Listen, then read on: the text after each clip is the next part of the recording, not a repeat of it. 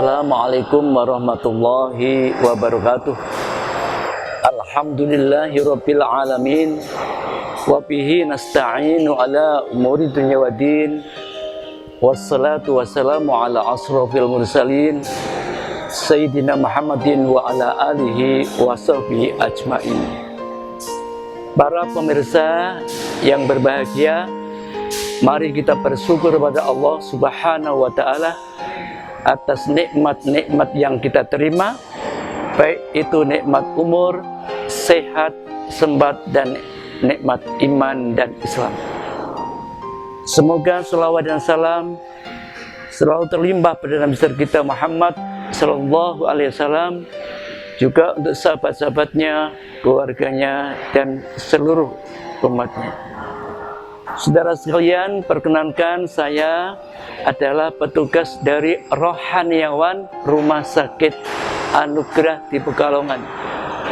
Sebentar kami akan menyampaikan kultum tentang Ramadan. Allah Subhanahu wa ta'ala telah berfirman, A'udzu billahi minasyaitonir rajim. Bismillahirrahmanirrahim. Ya ayyuhalladzina amanu kutiba alaikumusiyam kama kutiba alal ladzina min qablikum la'allakum tattaqun. Wahai orang-orang yang beriman, telah diwajibkan atas kamu sekalian untuk berpuasa sebagaimana telah diwajibkan kepada orang-orang sebelummu agar kamu sekalian bertakwa.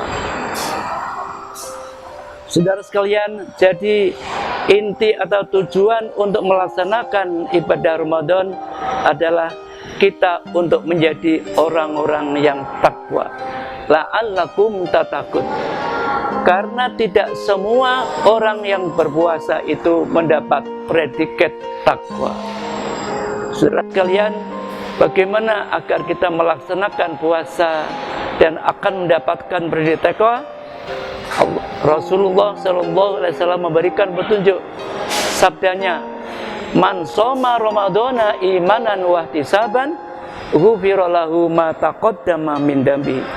Siapa yang berpuasa karena iman dan mengharap ridha Allah, maka akan diampuni segala dosa-dosanya. Jadi syarat untuk diterimanya puasa adalah yang pertama beriman, yang kedua ikhlas karena Allah Subhanahu wa ta'ala. Karena banyak puasa-puasa itu bukan karena Allah. Mungkin karena malu dengan mantu, karena malu dengan mertua, karena malu dengan tetangga, mungkin karena ingin seksi, mungkin mengharapkan calon istri dan sebagainya, dan untuk kesehatan. Ini puasa yang demikian bukan karena Allah Subhanahu wa ta'ala. Saudara sekalian, orang yang berpuasa itu menurut Imam Ghazali dalam kitabnya Ihya Ulumuddin dibagi menjadi 3 kelas. Kelas yang pertama adalah kelas yang paling tinggi, khawas ala khawas. Yang kedua adalah kelas khawas. Tingkat yang paling bawah adalah puasa am. Mari kita berusaha agar kita mendapatkan puasa paling tidak adalah yang khawas. Yang khawas adalah istilahnya di dalam kendaraan itu ada tingkat ekonomi, ada tingkat VIP dan VIP. Orang yang puasanya umum itu paling rendah karena dia hanya berpuasa menahan lapar, menahan haus, dan menahan berkumpul dengan istri di siang hari.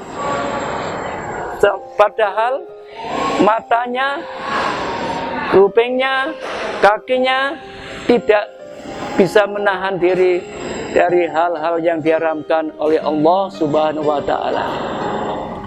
Saudara sekalian, orang yang berpuasa begitu berarti puasanya sah, tapi pahalanya puasa batal.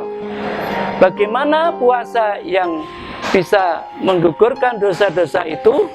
Di samping puasa menahan yang membatalkan puasa, juga dia menghindari atau menahan diri dari hal-hal yang haram, baik lewat panca indera maupun dalam hati. Panca indera saya rumuskan menjadi maskur.